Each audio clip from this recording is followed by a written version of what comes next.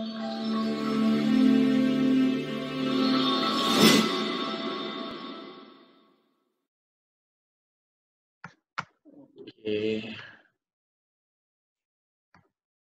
From current slide.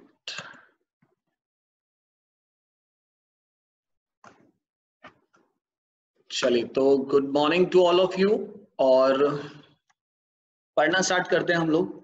So last class में हम लोगों ने, अगर हम एनालाइज करें तो लास्ट क्लास में हम लोगों ने ये समझ लिया था कि टू कमोडिटी मॉडल की जो कंडीशंस हैं हम उसे एग्जाम्पल से कैसे वेरीफाई करके देख सकते हैं।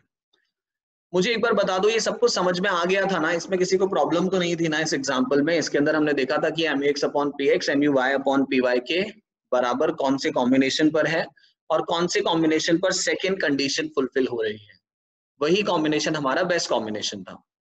फिर मैंने आप लोगों को समझाया था कि किस तरह से आप जो है चेक भी कर सकते हैं कि अगर कोई कॉम्बिनेशन आपके सामने आए और आपको चेक करना हो कि भाई इस कॉम्बिनेशन पर इक्विलिब्रियम है या नहीं है, तो आप कंडीशंस को टेस्ट भी कर सकते हैं। तो मेरे ख्याल से ये जो टॉपिक है, आई थिंक ये सबको अच्छी तरह से क्लियर हो चुका है, इसमें किसी को कोई प्रॉब्लम नहीं है। ठीक है, ओके। किसी को प्रॉब्लम नहीं है ना इसमें? एक बार सब फटाफट से रिप्लाई करके बता दो, फिर मैं आगे बढ़ूंगा। दिशा को प्रॉब्लम नहीं है, वंशिका को नहीं है, सानिध्य को ऑल क्लियर है, रिमझिम को भी प्रॉब्लम नहीं है, अंकिता को भी नहीं है, रिया को भी नहीं है, मयंक को भी कोई प्रॉब्लम नहीं है, गुड। जय को भी नहीं है, इहा को भी नहीं है। चलिए, तो किसी को कोई प्रॉब्लम नहीं है तो अब हम आगे प्रोसीड कर सकते हैं। देखिए, इसी टॉपिक पर एग्जामिनेशन के पर्पस के लिए कुछ क्वेश्चंस अलग तरह से भी पूछे जाते हैं। ठीक है, इस तरह का क्वेश्चन आपको आ सकता है जो इस समय आपको स्क्रीन पर दिखाई दे रहा है। ध्यान देना, मैं आपको समझाता हूं कि ये क्वेश्चन किस तरह से सॉल्व होगा।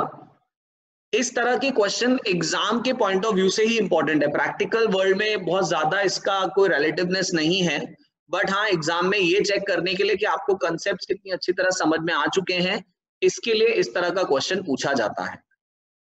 और आप मान के चलिए कि भले 11th में अगर आपके स्कूल वाले हार्ड पेपर या कॉम्प्लेक्स पेपर ना बनाते हो, लेकिन स्टिल आफ्टर 12th जब आप एंट्रेंस एग्जाम्स देंगे तो डेफिनेटली इस तरह का क्वेश्चन आने के पूरे चांसेस होते हैं। क्या है क्वेश्चन, किस तरह से सॉल्व करना है, ये मैं आपको समझाता हूं। ध्यान देना, क्वेश्चन है suppose consumer is consuming two commodities at the same point of time X and Y. Consumer जो है वो दो कमोडिटीज को कंज्यूम कर रहा है, commodity X and commodity Y, in a certain combination of X and Y. X और Y का एक सर्टेन कॉम्बिनेशन, उस कॉम्बिनेशन में एक्स और वाई की क्वांटिटी क्या है ये आपको नहीं गिवन है, ऐसा लिखा हुआ है in a certain combination of X and Y mu from X, X से मिलने वाली मार्जिनल यूटिलिटी है 100 utils and from y is 80 utils, और y से मिलने वाली मार्जिनल यूटिलिटी है 80 यूटिल्स की। क्वेश्चन में आगे गिवन है if the price of x is 10 rupees per unit, अगर x का प्राइस 10 रुपए प्रति यूनिट है, end of y is 5 rupees per unit, और y का प्राइस 5 रुपीज पर यूनिट है, find out whether the consumer is in equilibrium और not. तो आपको बताना है कि कंज्यूमर इक्विलिब्रियम में है या नहीं है। ये आसान पार्ट है क्वेश्चन का। आगे लिखा है and if not what will you suggest consumer to achieve equilibrium.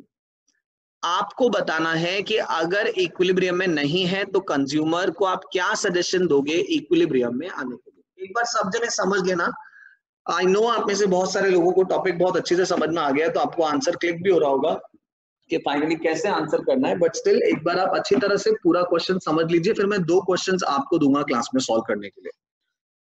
मैं 2 बार क्वेश्चन का आंसर आपको रिपीट करके ढंग से समझाऊंगा, सो that's why just pay attention, और अगर कोई डाउट आए इन बिटवीन तो उसे मन में रख लेना।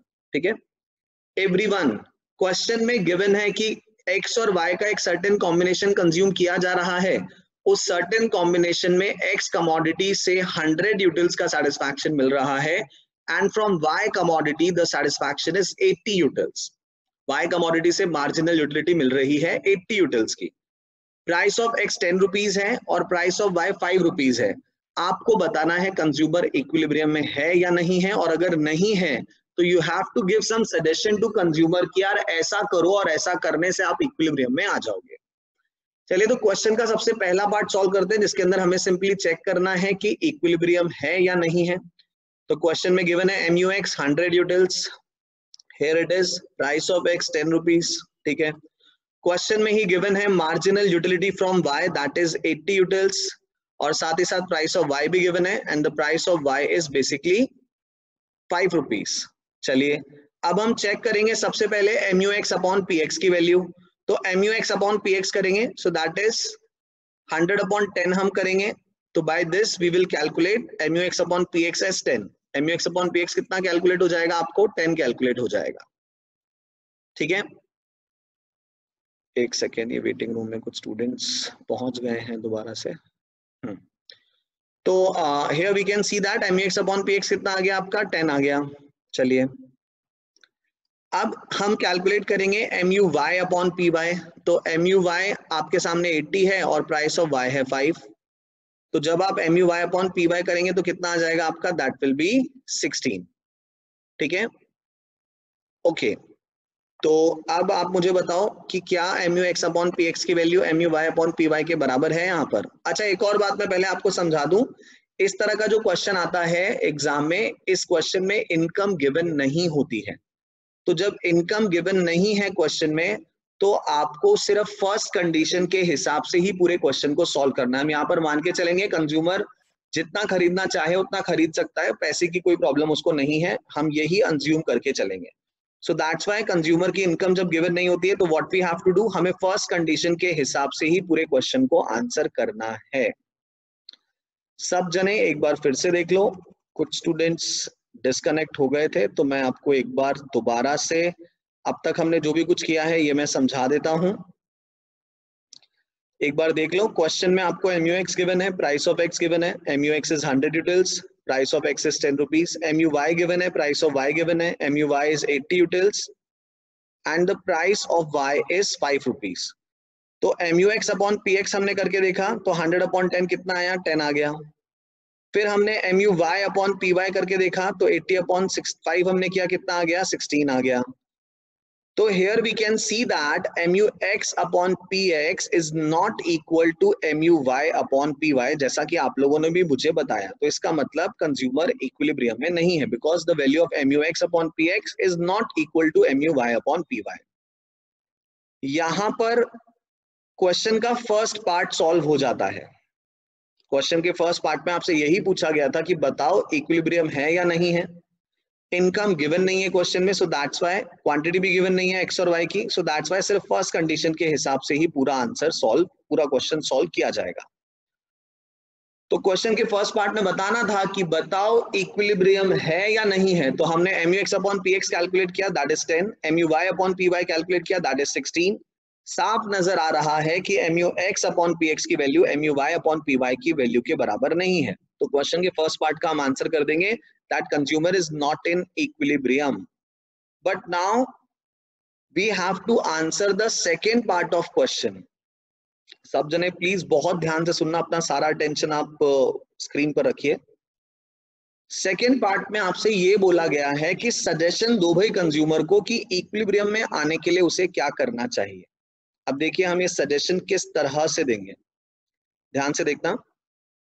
हम ये देखेंगे कि MUX अपॉन PX की वैल्यू ज्यादा है या MUY अपॉन PY की वैल्यू ज्यादा है। तो यहां पर हमें दिख रहा है that MUY upon PY is greater than MUX upon PX। हमें कंज्यूमर को कुछ ऐसा करने का सजेशन देना होगा जिससे कि MUY अपॉन PY की वैल्यू कम होने लग जाए और कम होते होते MUX अपॉन PX के बराबर आ जाए, तब कंज्यूमर इक्विलिब्रियम में आ सकता है। हाँ, ऐसा भी कोई सजेशन दिया जा सकता है जिससे MUX अपॉन PX की वैल्यू बढ़ने लग जाए और बढ़ते बढ़ते MUY अपॉन PY के बराबर आ जाए और कंज्यूमर इक्विलिब्रियम में आ जाए। हाउएवर, हम जो आंसर देंगे हमेशा वो आंसर जो वैल्यू ज्यादा है उसे कम करने के लिए देंगे।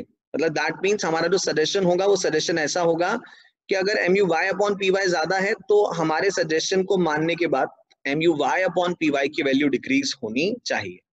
ऐसा क्यों है, बढ़ाने वाली बात क्यों नहीं करेंगे, I will tell you after the completion of the solution. Everyone please focus now. तो M U X upon P X M U Y upon P Y के बराबर नहीं है। हमें यह भी नजर आ रहा है that the value of M U Y upon P Y is greater than the M U X upon P X. So now we have to give suggestion to consumer to achieve equilibrium. ध्यान देना, हम consumer को suggestion देंगे कि आप, क्योंकि M U Y upon P Y की value ज्यादा है, तो हम कंज्यूमर को सजेशन देंगे कि आप क्या करो ना, जो भी कॉम्बिनेशन है आपका, उस कॉम्बिनेशन में वाई की क्वांटिटी को बढ़ाओ, वाई ज्यादा खरीदो। क्योंकि जब कंज्यूमर वाई की क्वांटिटी को इंक्रीज करेगा तो law of diminishing marginal utility काम करेगा, और लॉ ऑफ डीएमयू के काम करने की वजह से मार्जिनल यूटिलिटी फ्रॉम वाई जो है वो डिक्रीज होगी, और जब न्यूमरेटर डिक्रीज होगा तो ये जो पूरी की पूरी वैल्यू है M U Y upon P Y, ये भी डिक्रीज होनी शुरू हो जाएगी। और ऐसा कब तक करना है, वाई का कंजम्पशन कब तक बढ़ाना है, जब तक कि M U Y upon P Y की वैल्यू कम होते होते M U X upon P X के बराबर ना आ जाए। तो हमारा कंज्यूमर को सजेशन होगा to attain equilibrium we will suggest consumer to increase the consumption of Y. आप वाई का कंजम्पशन बढ़ाओ, because when consumption of Y increases law of DMU will operate. जब वाई का कंजम्पशन बढ़ेगा तो इसके कारण लॉ ऑफ डीएमयू काम करेगा और एम यू वाई की जो वैल्यू है वो डिक्रीज होना शुरू हो जाएगी। This will finally lead to decrease in M U Y upon P Y. और जब एम यू वाई डिक्रीज होगा तो ऑब्वियस सी बात है M U Y divided by P Y, ये वैल्यू भी डिक्रीज होने लग जाएगी, और डिक्रीज होते होते हम फाइनली कहाँ आ जाएंगे, इक्विलिब्रियम में आ जाएंगे। Ultimately M U Y upon P Y M U X upon P X के बराबर हो जाएगा। By this way we can achieve equilibrium. इस तरह से कंज्यूमर इक्विलिब्रियम को अचीव करेगा। मैं एक बार फिर से समझा रहा हूं आपको पूरी बात। आई नो आप में से बहुत सारों को समझ में आ गया होगा, कुछ के मन में अभी भी डाउट होगा, so that's why I am again repeating the whole answer. तो जिनको समझ में नहीं आया है वो लोग प्लीज ध्यान देना, मैं शुरू से एक बार पूरी बात समझा रहा हूं, और जिन्हें समझ में आ गया है आप भी प्लीज अपना फोकस बनाए रखें। क्वेश्चन में गिवन है कि कंज्यूमर दो कमोडिटीज को कंज्यूम कर रहा है, commodity X and the commodity Y. Commodity X और कमोडिटी वाई का कोई सर्टेन कॉम्बिनेशन कंज्यूमर कंज्यूम कर रहा है। उस सर्टेन कॉम्बिनेशन में मार्जिनल यूटिलिटी फ्रॉम एक्स जो है वो 100 यूटिल्स है, यानी कि एक्स कमोडिटी से मार्जिनल यूटिलिटी कितनी डिराइव हो रही है, 100 यूटिल्स की, और वाई कमोडिटी से जो मार्जिनल यूटिलिटी डिराइव हो रही है that is of 80 utils. Question में आगे गिवन है कि अगर एक्स का प्राइस 10 रुपए है और वाई का प्राइस 5 रुपए है, तो सबसे पहले तो ये बताओ कि कंज्यूमर इक्विलिब्रियम में है या नहीं है, और अगर नहीं है तो सजेशन दो कंज्यूमर को कि इक्विलिब्रियम में कैसे आया जा सकता है। तो हम सबसे पहले क्वेश्चन का फर्स्ट पार्ट सॉल्व करेंगे। हम देखेंगे अच्छा एम यू एक्स कितना है 100, प्राइस ऑफ एक्स कितना है 10, अच्छा एम यू वाई कितना है 80, प्राइस ऑफ वाई कितना है 5। सबसे पहले हम M U X upon P X करके देखेंगे, तो M U X upon P X करने से कितना आया 100 डिवाइडेड बाई 10, दिस इज 10। फिर हम M U Y upon P Y करके देखेंगे, M U Y upon P Y यानी कि 80 अपॉन 5 करने से कितना आया 16।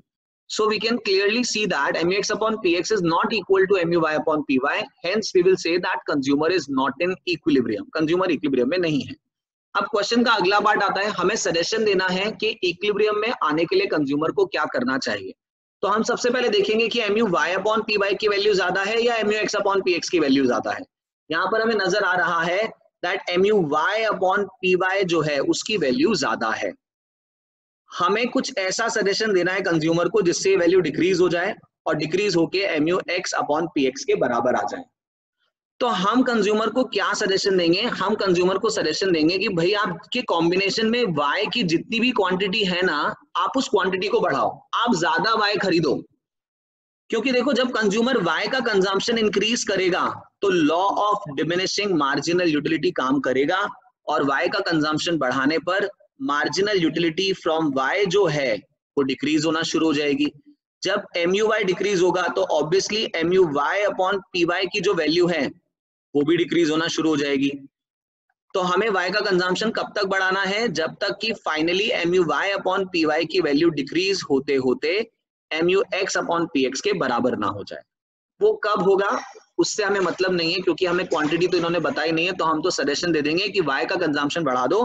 वाई का कंजम्पशन बढ़ाने पे लॉ ऑफ डीएमयू काम करेगा, जिसकी वजह से एमयू वाई की वैल्यू कम होगी, consequently M U Y upon P Y की वैल्यू भी फाइनली डिक्रीज होना शुरू हो जाएगी, और अल्टीमेटली कंज्यूमर जो है इक्विलिब्रियम में आ जाएगा। तो इस तरह से लैंग्वेज में आपको अपना आंसर लिखना है। To attain equilibrium we will suggest consumer to increase the consumption of Y, because when the consumption of Y increases, law of DMU will operate and consequently MUY will decrease. This will finally lead to decrease in MUY upon PY and the consumer will attain equilibrium. अच्छा, अब मुझे chat में ये बताओ, जो मैंने अभी तक समझाया ये किस किस को समझ में आ चुका है? जो मैंने अभी समझाया आपको ये किस किस को क्लियर है? चैट में एक बार मुझे रिप्लाई करके बता दो। इहा को आ गया, दिशा को आ गया, रिया को भी आ गया, अंकिता को भी आ गया, किरण को भी आ गया, उर्वशी को भी आ गया, वंशिका को भी आ गया, सानिध्य को भी आ चुका है, और बाकी स्टूडेंट्स क्लास में जो हैं, जय को भी आ गया है। रुद्र, आपका क्या स्टेटस है? दिशा, रिमझिम, अक्षत, नयन। नयन, आप रेगुलरली क्लास में आ रहे हो क्या, या आप यू आर सम स्टूडेंट जो रेगुलरली अटेंड कर रहा है लेकिन आज आईडी दूसरी है, ऐसा कुछ है? चलिए, यहां तक आ गया आपको, ठीक है। ध्यान देना, अब मैं एक और बात आपको बता देता हूं यहां पे। जैसा कि मैंने स्टार्टिंग में कहा था, okay new student man, okay, जैसा कि मैंने स्टार्टिंग में कहा था कि हम ऐसा भी कुछ कर सकते हैं जिससे कि mu x upon P x की वैल्यू को बढ़ा करके इक्विलिब्रियम अचीव कर लिया जाए। ऐसा भी कुछ किया जा सकता है, but what the point is कि ऐसा करने के लिए हम कंज्यूमर को क्या सजेशन देंगे? कोई बता सकता है क्या, अगर इस क्वेश्चन में मुझे ultimately mu x upon P x की वैल्यू को बढ़ा करके इक्विलिब्रियम में कंज्यूमर को लाना होता, तो किसी के दिमाग में क्लिक कर रहा है क्या कि क्या सजेशन दिया जाता? Could anyone tell क्या सजेशन देते हैं हम इन दैट केस कंज्यूमर को?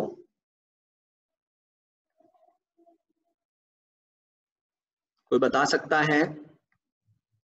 अगर हमें ऐसा कुछ सजेशन देना होता कि mu x upon P x की वैल्यू बढ़ जाए और इस तरह से कंज्यूमर इक्विलिब्रियम में आए, तो क्या आप में से कोई बता सकता है कि आपका सजेशन क्या होता? चलिए, अक्षत ने अपना हाथ खड़ा किया है, तो अक्षत से पूछ लेते हैं। हाँ अक्षत, क्या करना पड़ता? सर हम लोग है ना, मतलब इसका mu मतलब जो क्वांटिटी है ना वो कम कर देते हैं x की, तो mu बढ़ जाता, तो फिर दोनों इक्वल हो जाते हैं। वेरी गुड अक्षत, वेरी गुड, वेरी गुड, बिल्कुल सही। अक्षत ने बिल्कुल सही जवाब दिया है कि अगर हमें इस 10 की वैल्यू को बढ़ाना होता, यानी कि mu x upon P x को इंक्रीज करना होता, तो हमारा सजेशन होता कि कंज्यूमर को हम कहते हैं कि यार x का कंजम्पशन ना कम करो। हम कंज्यूमर को क्या बोलते हैं? हम कंज्यूमर को बोलते हैं कि x का कंजम्पशन क्या करो, डिक्रीज करो। जब x का कंजम्पशन डिक्रीज होता तो लोअर क्वांटिटी कंज्यूम करता कंज्यूमर फिर x की, तो लोअर क्वांटिटी पर तो mu x की वैल्यू क्या होती? ज्यादा होती, और जब mu x की वैल्यू ज्यादा होती तो फाइनली डिवाइड होने पर mu x upon P x की जो वैल्यू है ये भी क्या हो जाती? इंक्रीज हो जाती, और बढ़ा करके mu x upon P x को हम इक्विलिब्रियम में कंज्यूमर को ला सकते थे। लेकिन हमने अपने आंसर में ये बात नहीं लिखी। इसका रीजन क्या है? इसका रीजन ये है कि mu x upon P x की वैल्यू को बढ़ाने के लिए हमें दिख रहा है कि हमें x का कंजम्पशन कम करने वाला सजेशन देना है, यानी कि हमें कंज्यूमर को कहना होता कि यार आप जितना x खरीद रहे हो ना उससे कम खरीदो। तो भाई जब कंज्यूमर के पास इनकम है, उसके पास प्रॉपर पैसा है, क्योंकि क्वेश्चन में इनकम गिवन नहीं है ना, तो हम यही मान के चलेंगे कि भैया खरीदने के लिए तो उसके पास पूरा पैसा है, तो किसी भी कमोडिटी की क्वांटिटी को कम करने वाला सजेशन रेलेवेंट नहीं है। मतलब आपको ऐसा कोई सजेशन नहीं देना जिसमें क्वांटिटी को कम करना पड़ रहा हो। हम जब उसके पास पैसा है खरीदने के लिए, तो हमारा सजेशन ऐसा होना चाहिए जिसमें अल्टीमेटली जो कंजम्पशन है किसी कमोडिटी का, वो कंजम्पशन बढ़े ना कि डिक्रीज हो। कंजम्पशन क्या हो? बढ़े ना कि डिक्रीज हो। सो दैट्स व्हाई हमने ये सजेशन नहीं दिया कंज्यूमर को कि आप एक्स का कंजम्पशन डिक्रीज करो। एक्स का कंजम्पशन डिक्रीज करने से mu x की वैल्यू बढ़ेगी और MUX की वैल्यू बढ़ने से MUX अपॉन PX की वैल्यू बढ़ेगी और आप इक्विलिब्रियम में आ जाओगे। हमने ये सजेशन नहीं दिया, हमने सजेशन दिया कि MUY अपॉन PY ज्यादा है ना, तो इसको कम करो MUY अपॉन PY को, और MUY अपॉन PY को कम करने के लिए आप Y का कंजम्पशन बढ़ा दो। जब आप Y का कंजम्पशन बढ़ाओगे, law of diminishing marginal utility काम करेगा, जिसकी वजह से MUY की वैल्यू कम होगी। Consequently overall MUY upon PY की वैल्यू डिक्रीज होने लग जाएगी और आप इक्विलिब्रियम में आ जाओगे। ठीक है, इस तरह से आप इक्विलिब्रियम अचीव कर लोगे। So that we have to suggest. Okay, एक बार फिर से बता दो, कोई डाउट है या समझ में आ गया है? किसी तरह का कोई डाउट दिमाग में चल रहा है या फिर नाउ इट्स क्लियर और आप क्वेश्चन सॉल्व करने की सिचुएशन में हो? अगर मैं क्वेश्चन दूं तो आप सॉल्व कर पाओगे क्या? चलिए, क्लियर है, अक्षत को क्लियर है, उर्वशी को क्लियर है, अंकिता को भी क्लियर है, रिया को भी क्लियर है, दिशा को भी क्लियर है, जय को भी क्लियर है, रिमझिम को भी। रिमझिम आई थिंक आपने शायद घर पे भी इसकी प्रैक्टिस की है। सानिध्य को भी क्लियर है। चलिए, ओके, तो अब मैं आप लोगों की स्क्रीन पर क्वेश्चन दे रहा हूं। सेम जैसे मैंने इस क्वेश्चन को सॉल्व किया है, आपको क्वेश्चन को सॉल्व करना है और क्वेश्चन को सॉल्व करके बिल्कुल इसी तरह से लिख करके आपको मुझे व्हाट्सएप करना है। ठीक है, चलिए, तो आपकी स्क्रीन पर क्वेश्चन ये रहा। पहले क्वेश्चन नंबर 2 कर लो, फिर मैं थर्ड दूंगा। और क्वेश्चन नंबर 2 में अगर किसी को डाउट बनता है, एक बार आप ट्राई करो सॉल्व करने का।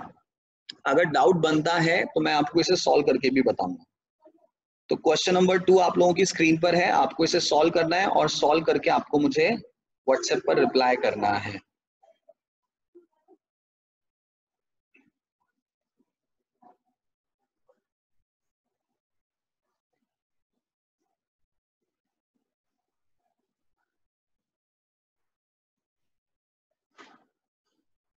चलिए, आप लोगों की स्क्रीन पर है question, you have to reply this. Nayan, वैसे तो मुझे लगता है कि शायद आपके मन में डाउट्स होने चाहिए, बट स्टिल अगर आप चाहें तो सॉल्व करके मुझे व्हाट्सएप कर सकते हैं।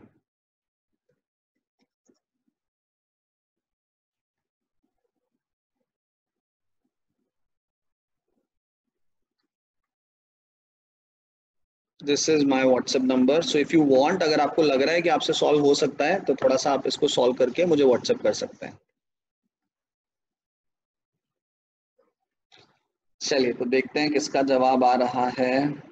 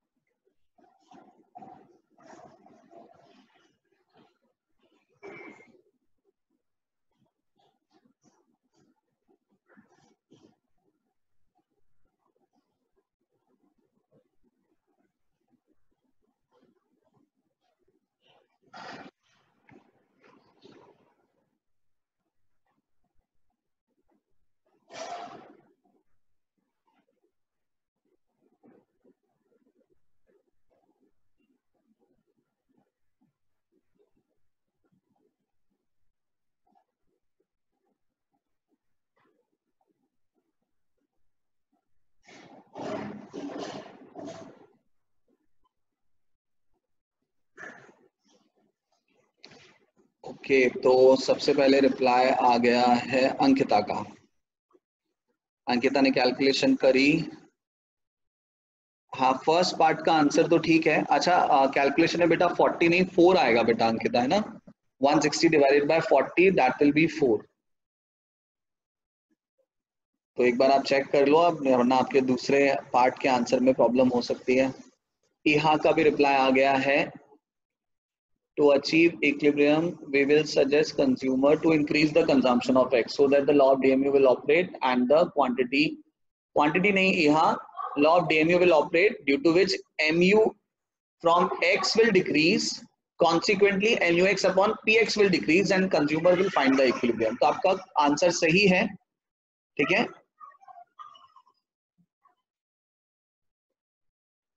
तो आंसर आपका सही है, कोई बात नहीं बेटा अंकिता, इट्स ओके। दोबारा से ट्राई कर लो। चलिए वंशिका का भी जवाब आ गया है। वंशिका ने लिखा है 10 इज ग्रेटर देन 4। अच्छा आपने भी कैलकुलेशन मिस्टेक कर दी थी पहले, कोई बात नहीं। To attain equilibrium we will suggest consumer to increase the consumption of X. हाँ बिल्कुल सही है वंशिका, वेरी गुड वंशिका, वंशिका बिल्कुल सही है।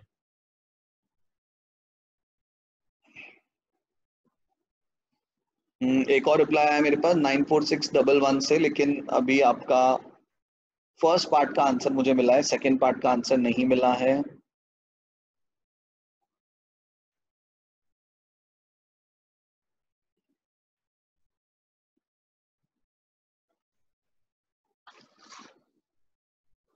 Ansh, you are asking a doubt, sir. It's our choice to increase one commodity or to decrease other, or we have to decrease always to become it in level. Ansh, पहली बात हम quantity को तो decrease नहीं कर रहे हैं, quantity of commodity को तो हम इंक्रीज कर रहे हैं। उसके कारण मार्जिनल यूटिलिटी डिक्रीज हो रही है, जिसके कारण marginal utility divided by price of the commodity decrease हो रहा है। तो क्वांटिटी को तो हम क्या कर रहे हैं, इंक्रीज कर रहे हैं। डिक्रीज करने वाला सजेशन हम इसलिए नहीं दे रहे हैं क्वांटिटी को, क्योंकि इनकम गिवन नहीं है। So that's why we are assuming कि इनकम की प्रॉब्लम नहीं है, कंज्यूमर को पैसे की दिक्कत नहीं है। अब पैसे की दिक्कत नहीं है तो क्वांटिटी को कम करने वाला सजेशन क्यों देना, क्वांटिटी को बढ़ाने वाला ही सजेशन हम देंगे, दैट्स व्हाई। ओके, और अब रिप्लाई आ गया है मेरे पास अक्षत का 10 attain equilibrium consumption of x बढ़ाएंगे। So we have one more student in the class.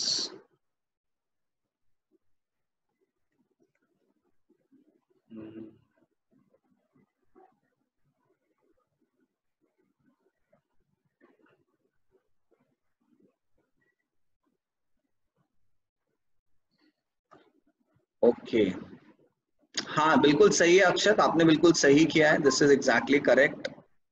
जय का आंसर भी आ गया है 10 is greater then, okay consumption of x को इंक्रीज करेंगे, बिल्कुल सही है जय आपका आंसर भी, वेरी गुड। रिया का जवाब भी आ गया है, okay increase the consumption of X. Riya आपका जवाब भी बिल्कुल सही है, गुड। और सानिध्य का जवाब भी आ गया है, हाँ suggest increase the consumption of, बिल्कुल सही है। दिशा, हाँ दिशा का भी जवाब बिल्कुल सही है, दिशा कुठारी का रिप्लाई आ गया है।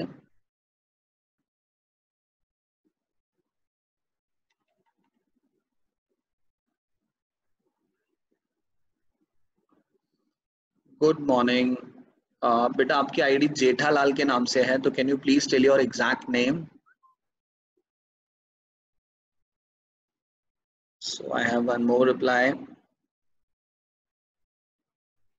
and that is from Disha from Jhalawad. 10 is greater than this, okay. So to attain we suggest consumer increase the consumption of X. Okay Raghav, so you are a new student I think.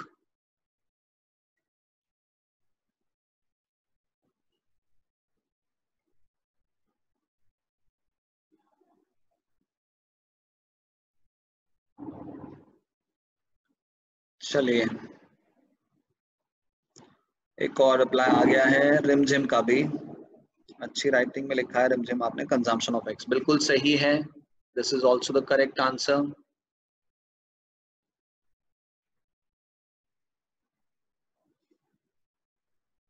कितने आ गए, 1 2 3 4 5 6 7 8 9 10 11 replies हैं मेरे पास। यहाँ का भी आ गया है, सानिध्य का भी आ गया है, ओके। हाँ थर्ड क्वेश्चन में स्क्रीन पे, आई थिंक आप सबने कर लिया है ये, तो मेरे ख्याल से किसी को कोई प्रॉब्लम तो नहीं है इस क्वेश्चन में ना, no one is having problem in this question. Still अगर मैं बताऊं ऐसे जल्दी से सॉल्व करके तो ध्यान देना, MU सॉरी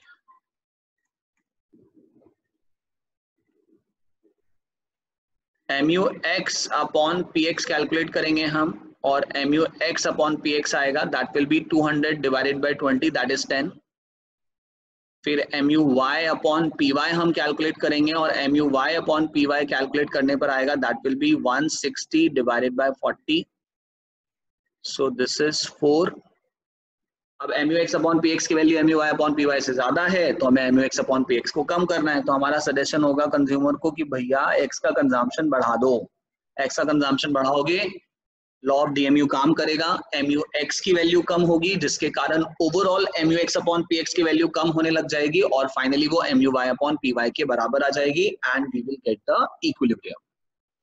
चलिए, okay, so this is nice. आप सबने ऑलमोस्ट सॉल्व कर लिया है क्वेश्चन। चलिए, अब मैं आपको स्क्रीन पे क्वेश्चन नंबर 3 शो कर रहा हूं। क्वेश्चन नंबर 3 भी आप ही को करना है, इसे अब आप इतना डिटेल में मत लिखना।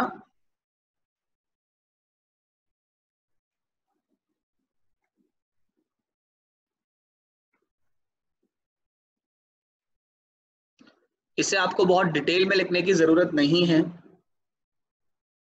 चलिए, किरण यादव का भी रिप्लाई आ गया है from Jhunjhunu, and the answer is exactly correct. अरे नहीं किरण बेटा, आपने लिखा तो है कि कंजम्पशन ऑफ एक्स इंक्रीज करना है, लेकिन आपने कैलकुलेशन में देखो, आपने ना 40 लिखा हुआ है बेटा। किरण 40 नहीं आएगा। 160 को जब हम 40 से डिवाइड करेंगे तो 0 से 0 कैंसिल होगा, और आपको सिर्फ 4 आएगा। You will get 4 only.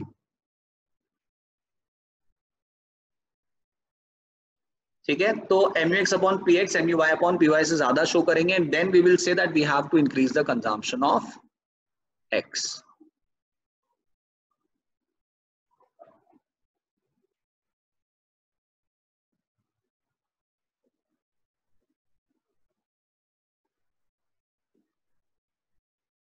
चलिए, क्वेश्चन नंबर 3 फटाफट से करके मुझे भेज दो, और इसे आप शॉर्ट में कर सकते हो, बहुत डिटेल में इसका आंसर लिखने की जरूरत नहीं है, क्योंकि अब आपको अच्छी तरह से आ गया है कि कैसे आंसर करना है।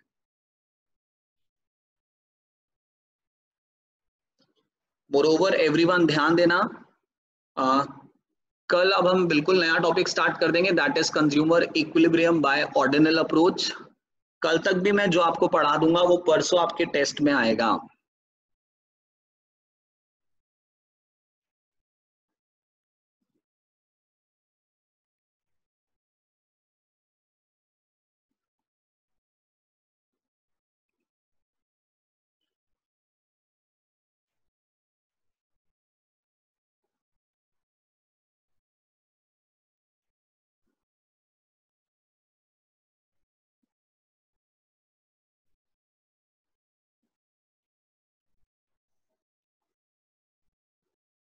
चलिए, ईहा ने फटाफट से जवाब दे दिया है। ओके, बिल्कुल सही जवाब। यहाँ पर हम y का कंजम्पशन बढ़ाएंगे, because mu y upon py is greater then mu x upon px। हाँ, बिल्कुल शॉर्ट में रिप्लाई करना है, अब आपको इसे बहुत डिटेल में लिखने की जरूरत नहीं है। आई एम प्रिटी श्योर कि एग्जाम में तो आप लिख ही लोगे अब अच्छे से।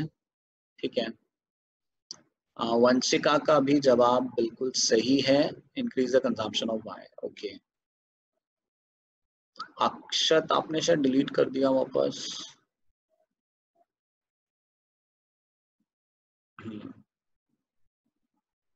क्वांटिटी ऑफ y बिल्कुल सही है अक्षत, आपका जवाब भी।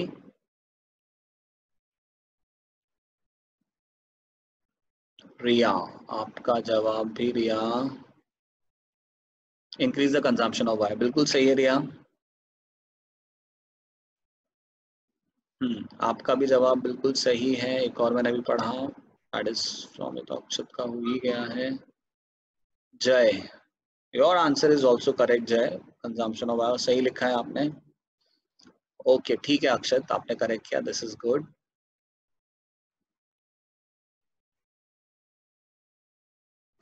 चलिए, दिशा कोठारी, हाँ दिशा, आपका आंसर भी बिल्कुल सही है।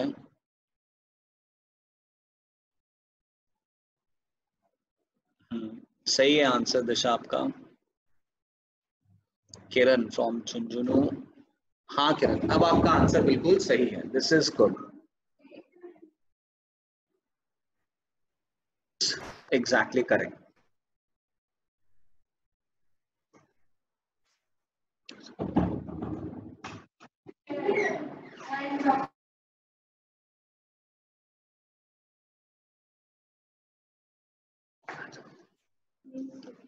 चलिए everyone, okay, so Kiran from Jhunjhunu, आपका जवाब बिल्कुल सही है।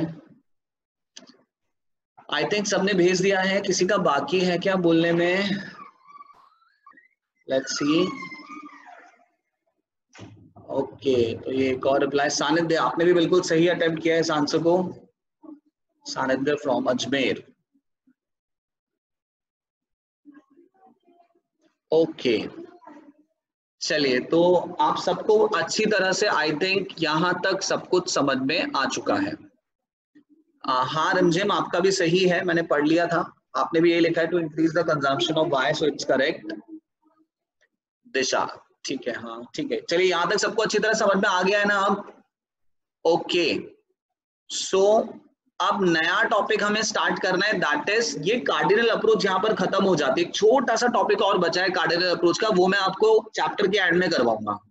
बहुत छोटा सा टॉपिक है, बहुत आसान सा टॉपिक है, जिसे मोनोटोनिक प्रेफरेंस कहते हैं, that I will tell you in the end of the chapter. अब हमें जो नया टॉपिक स्टार्ट करना है, that will be consumer equilibrium through ordinal approach. Cardinal approach में हम अब तक जो भी यूटिलिटी है उसे न्यूमेरिकल फॉर्म में एक्सप्रेस कर रहे थे, बट अब हम समझना शुरू करेंगे इक्विलिब्रियम बाय ऑर्डिनल अप्रोच।